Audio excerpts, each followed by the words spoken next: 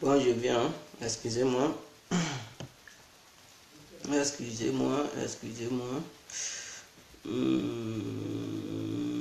Ouais, je vais faire un truc.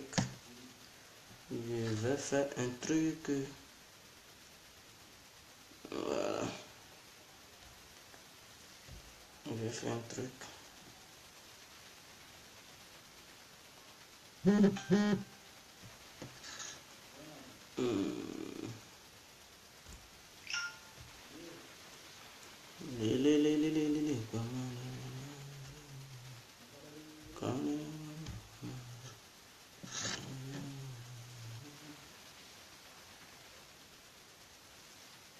Ok,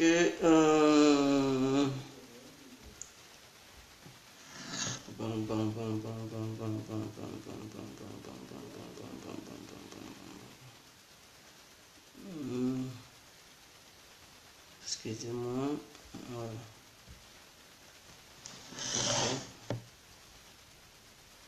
Ok, bonsoir à tous et à toutes. Pour tous ceux qui ne me connaissent pas, je suis l'incontournable guerrier contre tout terrain, l'homme dont on parle, l'homme qui n'a pas frosé, l'homme qui ne mange pas ses mots.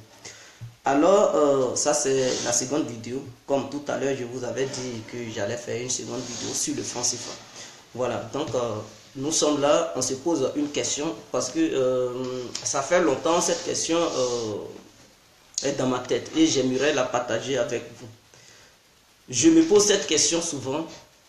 Les pays africains qui refusent de sortir du système monétaire de la France-Afrique, c'est-à-dire entre parenthèses le franc CFA, franc des colonies françaises, je pense qu'il y a un problème.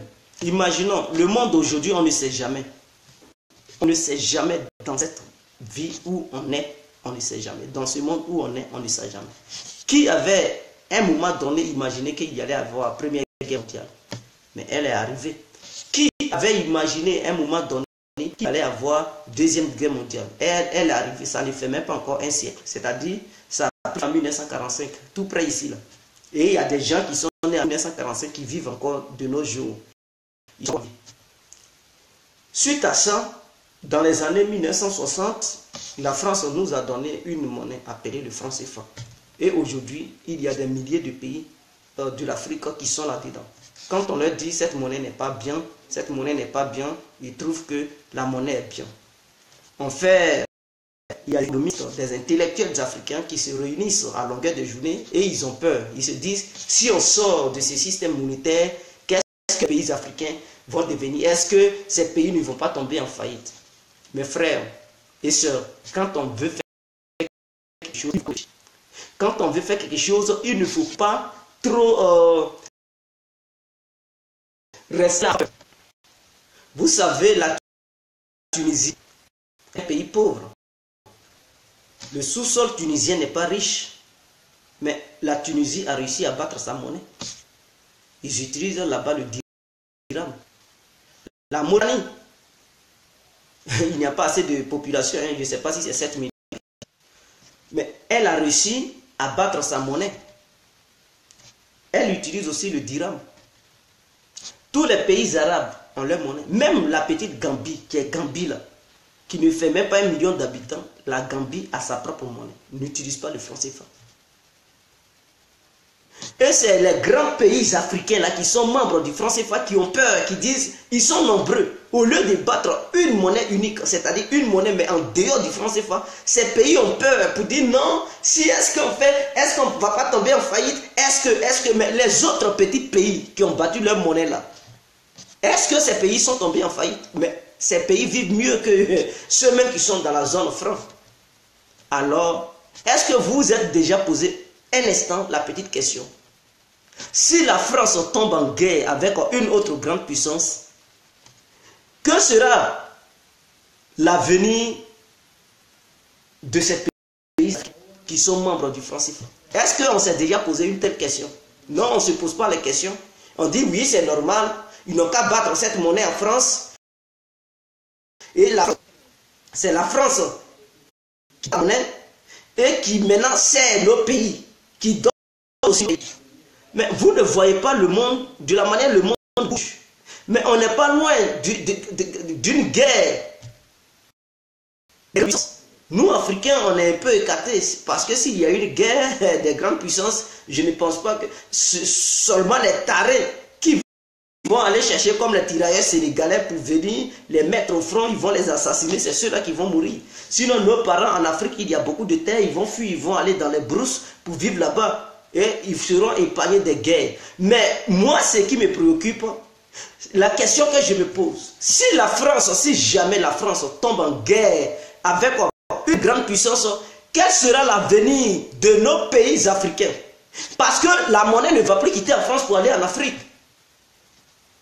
Une France qui tombera en guerre avec une autre puissance, mais la France n'aura pas les moyens pour survoler l'avion, pour dire, se préoccuper de la situation africaine, pour dire, non, on a fabriqué le franc CFA des pays africains, attendez, on va leur donner. Non, ils n'auront pas ce temps. Ils seront tous au front. Ils vont chercher des stratégies pour combattre. Et nous, on devient quoi? Pendant ce temps, on ne mange pas en Afrique. On va attendre, ils vont dire non, il n'y a pas d'argent dans les banques parce que la France est en guerre. C'est ce que nous, pays africains, c'est ce que nous voulons. C'est ce que nous voulons. Tous les pays du monde ont compris ça.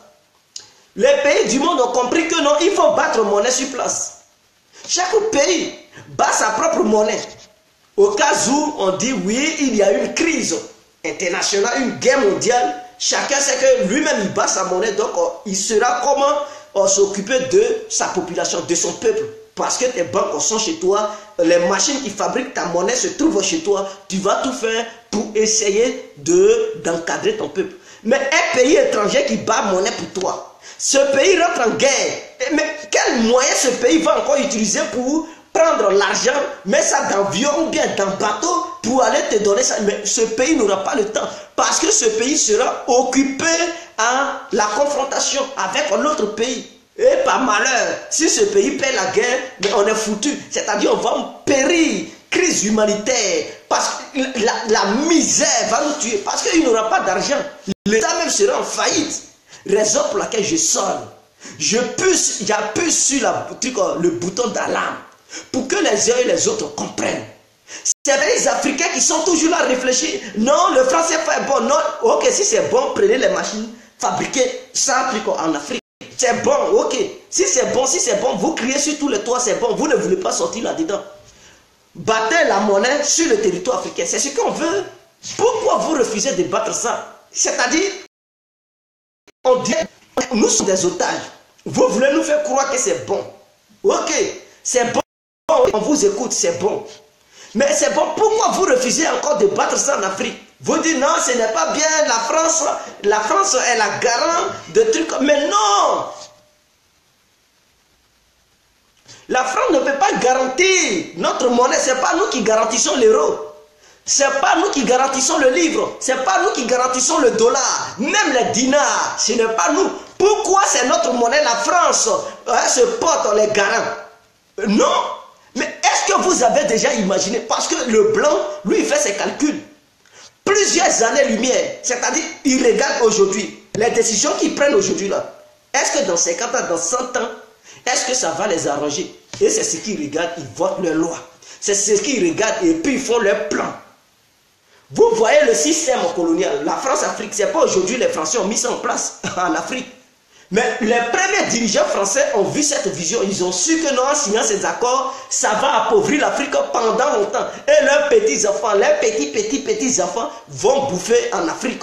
Ils vont malmener les Africains. Donc tous les dirigeants français qui viennent, ils trouvent ces accords africains qui empêchent l'Afrique d'évoluer. Eux aussi, et puis ils sont... Tous les présidents français qui viennent, ils appliquent ces accords. Pourquoi? Parce que les anciens dirigeants ont vu clair. Ils ont eu une vision lointaine. Mais nous, nos dirigeants, ils ne pensent pas ça. Est-ce que la monnaie qui est battue en France, là, le jour la France tombe en guerre avec, par exemple, la Russie, ou bien l'Iran, ou bien la Corée du Nord, ou bien, il y a plusieurs puissances, ou bien la Chine, on ne sait jamais. Le jour où il y a la catastrophe mondiale, qu'est-ce que nous devenons? Nous n'avons pas notre propre monnaie, donc le peuple africain ne va pas survivre. C'est à ça qu'il faut penser. Il faut poser ces questions à la France. Ils vont dire non, il y a le Conseil de sécurité. Nous voyons le Conseil de sécurité, rien, personne de nos jours, aucune puissance ne respecte les règles du Conseil de sécurité, s'il vous plaît. Au Moyen-Orient, on voit ça. En Syrie, n'importe qui se lève, il fait ce qu'il veut. L'ONU n'existe plus. Donc, cette ONU va rester là. Et puis, deux puissances peuvent s'affronter. Comme ça. Vous comprenez? L'ONU est là, Israël part en Syrie, bombarde. L'ONU est là, les trucs rentrent en Syrie, bombardent. L'ONU est là, et puis les Américains ont installé leur base militaire en Syrie. L'ONU est là, la Russie en Syrie. L'ONU est là, l'Iran en Syrie. Tout est mélangé. L'ONU est là et d'autres violent des espaces aériens de leurs amis. Et l'ONU ne dit rien. Donc cette même ONU peut rester là et puis ça peut déclencher une guerre mondiale. Et ça va où? Ça va nulle part. L'ONU est là, l'Amérique fait des exercices militaires à côté de la Corée du Nord. L'ONU est là et puis la Corée du Nord lance des missiles à longueur de journée. Et l'ONU est incapable. Et ça peut déclencher une guerre. Si ça déclenche une guerre, l'ONU peut faire quoi? L'ONU peut faire quoi là? Entre la Corée du Nord et l'Amérique, une guerre se déclenche. L'ONU peut faire quoi? Ils vont crier, mais sur le terrain, ils ne peuvent rien faire. Parce qu'ils ne vont pas maîtriser l'autre côté. Ils ne pourront pas maîtriser l'autre côté. Et ça va alimenter la guerre. Ça va devenir une guerre incontrôlable. Et dans ça, là, vous avez pensé à ça? Chers pays africains, vous avez pensé à ça? On fait la politique pour voir loin. On ne fait pas la politique pour voir en bas. Non. Il faut projeter la vision. Et vous devez prendre des décisions qui peuvent arranger le peuple africain. Battons notre propre monnaie. Ou bien si vous ne voulez pas, dites à la France que le siège du franc CFA, où on doit fabriquer le franc CFA, n'a qu'à se trouver dans un pays africain. Et nous-mêmes Africains, on va battre cette monnaie sur le territoire africain. Comme ça, les Africains seront un peu rassurés. Au cas où il y a une guerre en France, contre un autre pays, ils n'ont qu'à gérer ça entre eux. Nous, on va gérer. Mais s'il y a une guerre là-bas, on fait comment? On fait comment? Ils vont dire non, l'argent ne vient plus parce que la France est en crise. Donc à cause de la France, les Africains vont mourir. À cause de la France là, les Africains ils vont mourir parce que si la France rentre, parce que la politique française risque de créer une guerre. La politique américaine risque de... Parce que c'est des gens, ils n'écoutent pas. Ils font selon leur volonté. Ils savent que le terrain est dangereux, mais ils foncent là-bas. Et ça peut, à un moment donné, un autre président peut... C'est-à-dire un président qui ne se contrôle pas peut diriger un pays puissant comme la Russie. Un président qui ne se contrôle pas peut diriger même un pays comme la Chine. Mais les présidents chinois, dans ces temps-ci, ils sont un peu gentils. Mais un moment viendra où quelqu'un même qui qui est très nerveux, il peut dire, bon, je suis le président de la Chine. Garde à celui qui va essayer de piétiner les intérêts chinois, alors on va se laisser. On va se laisser. Et puis, ils peuvent se laisser de la manière Trump fait là. Imaginons que Trump, de la manière, il est truc, il est chaud. Si tous les présidents étaient comme ça. Mais il y a longtemps, ça soulevait une guerre.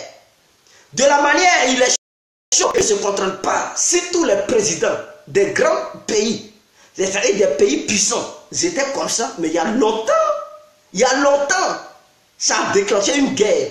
Et si ça déclenche une guerre, nous allons mourir. Oh, la guerre va se passer très loin de nous. Mais à cause de notre naïveté, nous Africains, tellement on est naïfs, on va dire non, comme vous savez, la France en crise, la France en guerre. Donc il ne fabrique plus monnaie là-bas. Le franc CFA ne vient plus sur le territoire africain. Donc les banques sont vides en Afrique. Et le peuple va souffrir. Le peuple, ce n'est pas le Ghana qui va nourrir la Côte d'Ivoire et sa monnaie ghanéenne. Non.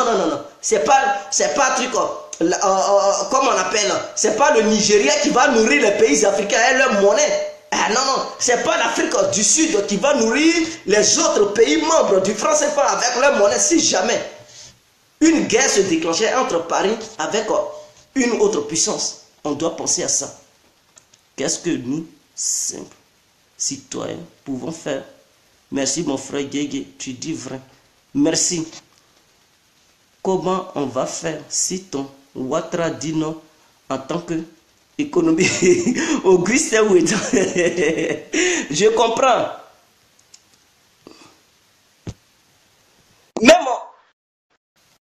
Même les grandes économies, s'ils disent c'est bien, c'est bien. Moi, c'est pas histoire de dire c'est bien qui me fait mal.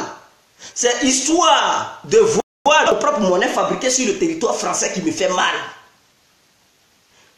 La France, c'est le fait de voir notre monnaie être fabriquée sur le territoire français qui me fait mal. C'est-à-dire la France a une longue distance, 6000 km de nos pays. Ce pays qui fabrique notre monnaie, et la monnaie, cette monnaie arrive sur le territoire via les bateaux, via les avions. Mais le jour où ce pays va rentrer en conflit avec un autre pays, nous deviendrons quoi? Voilà la question qu'il faut se poser. Il ne s'agit pas de la monnaie bien ou pas. Mais il s'agit d'où cette monnaie est fabriquée. On fabrique ce territoire. Voilà la question qu'on doit se poser. Oui, le français est bon, le français fait bon, oui, c'est bien, ok, c'est bien. Mais il est fabriqué où, ce franc CFA? Il est fabriqué où? Il est fabriqué où? En France ou en Afrique? Non, en France, ok. Mais imaginons qu'il y ait un conflit. Et que ce conflit prend de l'ampleur. Mais vous pensez qu'un conflit entre la France avec une autre puissance, si ça se déclenchait, vous pensez que la Méditerranée ne sera pas occupée, mais il aura des missiles sol-air. Donc la France ne peut pas prendre un avion de transport pour prendre des mallettes de France CFA pour amener ça en Afrique. Il y a longtemps, ils vont abattre cet avion. Donc la France est consciente. Yaya, s'il vous plaît. Moi, je fais cette vidéo pour que ceux qui sont intellectuels ils puissent penser à ça. Parce que nous, Africains, on n'a jamais pensé à ça. On n'a jamais... Le franc CFA est bon, le franc CFA, mais ils n'abordent pas ce côté-là. Donc moi, je viens appuyer ce côté pour que les gens, les uns et les autres, puissent comprendre, ou bien comprennent qu'il y a un danger là. Il y a un danger là. Il y a un vrai danger là. Voilà. Il y a un danger. Donc, sur ce, on va se laisser. Je vous aime. Comment on va faire? Mais, voilà, je parle...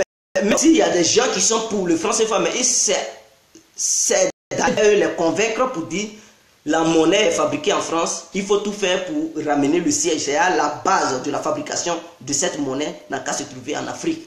Il faut les convaincre avec tous les arguments pour ouvrir leur pensée. Voilà, c'est bon, on n'a pas dit que ce n'est pas bon, mais il faut fabriquer ça sur le territoire africain. Voilà comment il faut convaincre les chefs d'État africains qui sont pour cette monnaie. Il faut leur dire, bon, on ne veut pas changer la monnaie, mais il faut fabriquer ça sur le territoire africain. Nous-mêmes, on va contrôler ça. Il faut les convaincre par tous les moyens. Et ils ne vont pas encore dire, non, on ne veut pas, ça n'a qu'à être fabriqué en France. Non. Là, s'ils disent ça, on va dire, ah, mais vous voulez quoi au juste? Donc, on doit passer par tous les moyens pour les convaincre, ces chefs d'État. C'est à nous de tout faire pour les changer, pour changer leur mentalité, leur vision. Afin de débattre avec la France sur ce point. Parce qu'on ne sait jamais dans la vie. Tout peut arriver. Tant que l'être humain est sur cette terre, l'être humain est capable de déclencher n'importe quoi dans ce monde.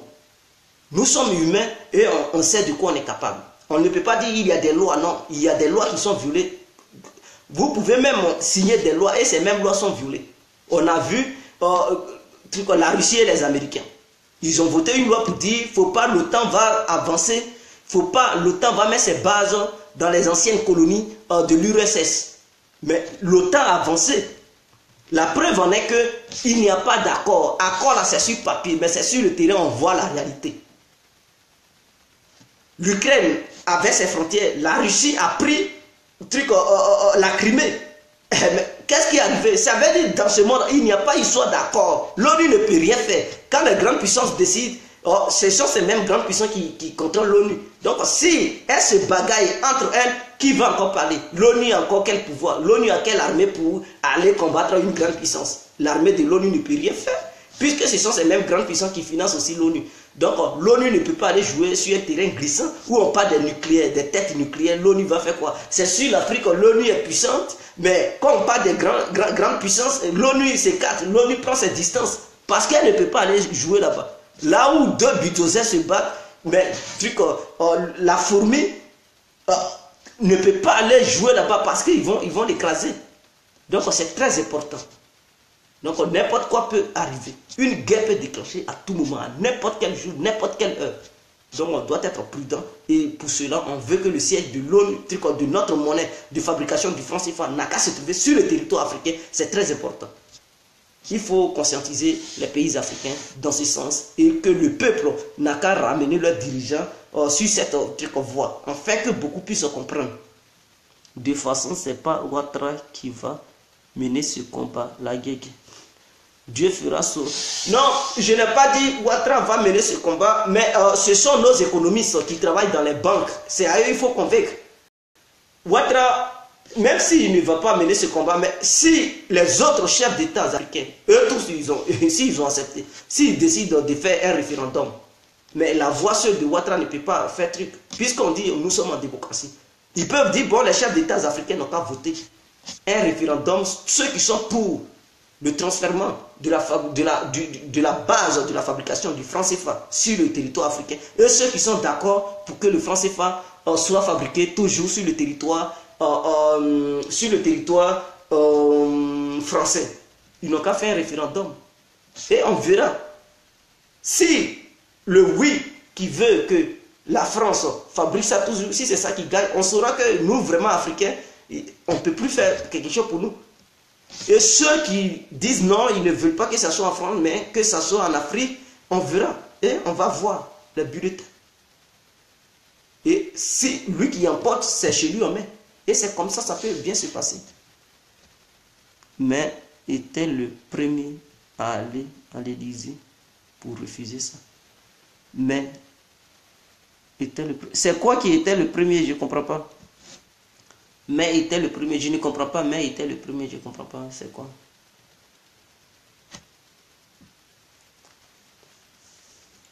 Donc, pensons-y, pensons à ça, c'est très important. Pour nous, Africains, c'est très important. C'est très, très important. La Mauritanie, c'est un petit pays, hein? Un petit pays même.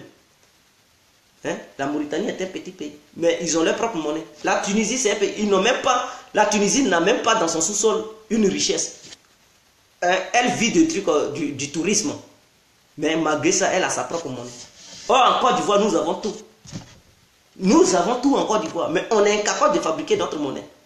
Malgré ça, on dit bon, comme la Côte d'Ivoire seule est incapable de fabriquer sa monnaie, selon les politiciens, ils ne veulent pas fabriquer leur monnaie. Mais pour Ghana a fabriqué sa monnaie, Gambie même, le petit pays Gambie a fabriqué sa propre monnaie. Ça, ok, les Ivoiriens disent, on ne tient pas compte de ça. Nous, Ivoiriens, on n'est pas encore mûrs pour fabriquer monnaie. Ok, il n'y a pas de souci. Bon, il y a 16 pays, pour ne pas dire 14 pays, qui sont membres du franc CFA, c'est-à-dire ils sont dans la CEDEAO, qui utilisent le franc CFA. Ces pays, si on les met ensemble pour fabriquer une seule monnaie, ces pays disent encore que non, ils ne sont pas encore mûrs. Les intellectuels qui sont au sein de ces pays, ils disent non, on n'est pas encore prêt. Et ils font des calculs, non, c'était en 2020, mais on va encore aller au-delà de 2020. Peut-être ça sera en 2030. pour changer de monde. 2030 va arriver, ils vont dire non, on n'est pas encore prêt. 2040, et voilà des gens qui jouent avec le peuple. Fabriquer encore monnaie, il y a un problème là-dedans. Ou bien les experts, mais il y a des mercenaires qui sont capables de fabriquer des monnaies. Pourquoi ne pas recruter des gens, des experts, pour dire, venez nous aider, on veut battre notre monnaie. Si tu es prêt à faire quelque chose, tu es prêt à faire n'importe quoi pour prendre des gens qui sont capables. Il y a des mercenaires, que ce soit en Afrique ou bien ailleurs. Il y a des gens qui savent comment on fabrique monnaie, comment on met une monnaie en place. Et ces pays africains, s'ils décident réellement, ils mettent la main dans les poches, ils peuvent recruter des mercenaires qui peuvent battre, leur donner un bon système, tracer un bon système, et puis ils vont battre monnaie sur place. Et dans ça, la France ne peut rien faire. Il y a des intellectuels partout dans le monde, que ce soit blanc, que ce soit africain. On peut, c'est ça on dit le mercenariat. Tu loues quelqu'un qui vient, il fait ton boulot, et il finit son boulot, il repart. Mais en faisant le boulot, il va vous donner un plan. Et il ne sera pas seul. Ils seront nombreux, ils vont venir, ils vont vous donner un plan. Comment vous devrez faire pour ne pas tomber en faillite. Comment ce sont des grands, des hauts cadres, des gens qui ont travaillé dans des grandes banques. C'est à ceux-là qu'il faut faire appel, qui vont venir pour mettre un système en place. Et les Africains vont travailler dans ce système. C'est ça qu'on appelle les mercenaires économiques. Pourquoi ne pas les faire appel? Mais non, l'Africain, il ne fait pas, des fois, il est là, non, on n'est pas encore mieux. Mais dans ça là, vous pensez que ceux qui ont les bombes nucléaires, ils étaient là pour dire on n'est pas encore mieux. Ils ont fait appel à des... La preuve en est que Kadhafi, il avait croisé truc, il avait envoyé des spécialistes pour croiser le Pakistanais qui a découvert comment on faisait truc la bombe atomique. Il avait déjà donné les données à Kadhafi. Vous aviez appris un jour que les Libyens et les Tchadiens avaient fait une guerre parce que les Libyens voulaient l'uranium dans le but de fabriquer leur bombe atomique.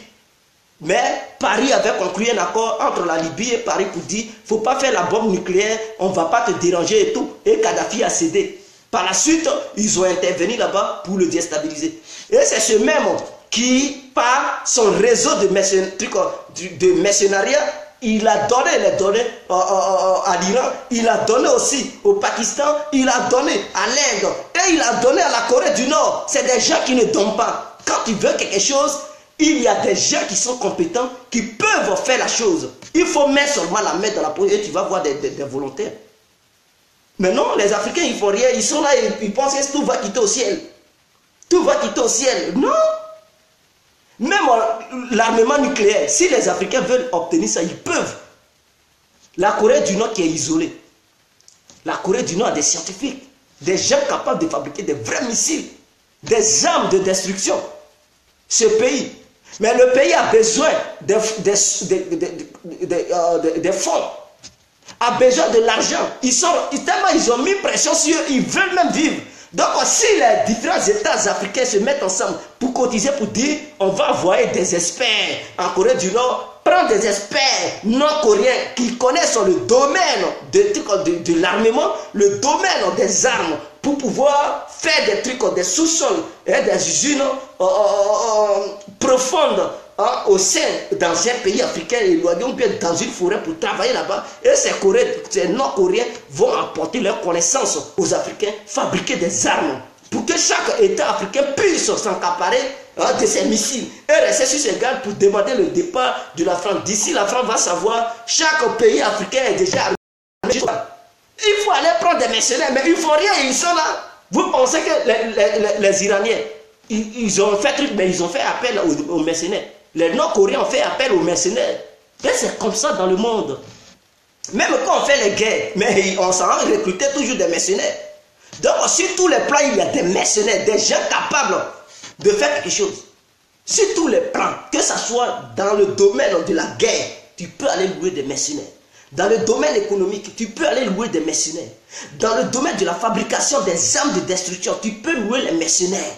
Les Américains ont réussi à fabriquer la bombe atomique en louant des mercenaires, c'est-à-dire des scientifiques allemands. C'est eux qui ont fabriqué ces bombes, qui ont donné leurs connaissances aux Américains. Les Russes ont réussi en prenant aussi des scientifiques allemands pour les amener en Russie. Partout, il y a des mercenaires. Pourquoi les Africains ne veulent rien faire? Ils sont là, ils attendent. Si tu ne le connais pas, il y a un qui connaît, qui est quelque part, va le convaincre, il va venir, il fait et puis il te montre. Il va te transmettre sa connaissance et tu lui donnes son jeton. Il part. Il a fini son boulot, lui, il part. Et toi, tu as déjà ça. C'est comme ça, l'Afrique peut évoluer. Mais on refuse. Et on est là. Et on veut évoluer. Non, je suis désolé. As-tu entendu que ton président Ouattara a refusé que les véhicules d'occasion rentrent en Côte d'Ivoire? Oui, je sais ça, les véhicules de 5 ans ou bien plus de 5 ans, il dit qu'il ne faut plus, ça va rentrer, mais je ne sais pas pourquoi. Tout ça, c'est pour voilà, faire souffrir le peuple ivoirien. Même aux États-Unis, il y a des vieilles voitures. En Belgique, ici où je suis, il y a des voitures qui datent de l'année 2008 qui roulent ici encore. 2008, nous sommes en 2018, mais il y a des gens qui roulent dans ça, ici. Voilà, il y a des gens qui roulent dans des véhicules de trucs 2008, depuis 2008, 2010, 2011, 2009, ils roulent encore là-dedans. Mais bon, il a dit encore du coup, il ne faut pas savoir rentrer, je ne comprends pas. Est-ce que ce sont les véhicules qui polluent là? Et ici en Europe, qu'est-ce que les gens ils vont dire? Ceux qui ont des centrales nucléaires, ils sont là à asphyxier les avions qui décollent à longueur de journée, qui mettent un truc, leur kérosène dans l'air, c'est-à-dire en haut là, tous les jours, toutes les minutes, il y a des avions qui décollent, qui intoxiquent l'air. Parce que l'avion, le moteur, ça dégage un truc de la fumée, c'est intoxique l'air. Est-ce que dans ça là, ils parlent de ça, réchauffement climatique, il faut pas, les usines vont fonctionner, il ne faut pas intoxiquer l'air, mais eux là, ils intoxiquent l'air. Donc si on veut parler de l'intoxication, c'est eux, ils sont numéro 1, ils ont beaucoup d'avions, ça décolle, ils ont beaucoup de voitures, ça fait mou, fumée, ça lance, les gens respirent n'importe comment, des centrales nucléaires, il y a des usines, donc ils n'ont qu'à laisser ça, Ouattara, ils n'ont qu'à laisser pour lui là. Voilà, c'est pas nos petits véhicules qui vont asphyxier l'air, intoxiquer l'air en Côte d'Ivoire là-bas. Il n'a qu'à laisser ça. Alors que lui-même ne peut pas fabriquer une aiguille. Ah, mais voilà, vous devez faire des vidéos. Vous devez, voilà, on doit faire des vidéos pour interpeller Ouattara. Comme tu dis, il ne faut plus les anciennes voitures vont rentrer dans notre pays, les anciens véhicules. Qu'est-ce que tu fais? Est-ce que tu as une usine de construction de trucs de voitures? Il faut mettre une usine comme ça, les Ivoiriens vont fabriquer leur propre voiture, leur propre marque et payer ça moins cher. Comme ça, personne ne va prendre une vieille voiture. Mais tu es incapable de mettre une usine là-dedans. Il n'y a même pas une production nationale dans le domaine automobile. Et c'est toi qui empêches les voitures d'ailleurs de rentrer en Côte d'Ivoire. Et ça, c'est grave. C'est grave. Donc, il faudrait que les gens interpellent Ouattara sur ce côté. Parce que les Tunisiens ont commencé à fabriquer leurs propres marques de voitures. Les Ghanéens, ils fabriquent. Les Nigériens, ils fabriquent. Il paraît que les Camerounais ont commencé à faire pour eux aussi. Il n'y a que la Côte d'Ivoire, le Burkina, les Maliens, les Sénégalais qui ne valent rien et qui sont là. Ils attendent toujours France au revoir. Arrêtons ça. Arrêtons. On a trop demandé. Les autres, eux, ils évoluent. Cameroun qui est là, il commence. La Tunisie, le Ghana, l'Ouganda, le Kenya. Et j'en passe. L'Afrique du Sud même, on n'en parle pas. Parce qu'eux, ils sont déjà... L'Angola même fabrique ses propres voitures. L'Angola qui est là fabrique ses propres voitures. Il n'y a que la Côte d'Ivoire qui attend toujours. Et c'est malheureux. C'est malheureux. Donc, merci à vous. Ciao. Vive la Côte d'Ivoire, vive l'Afrique entière. En ensemble.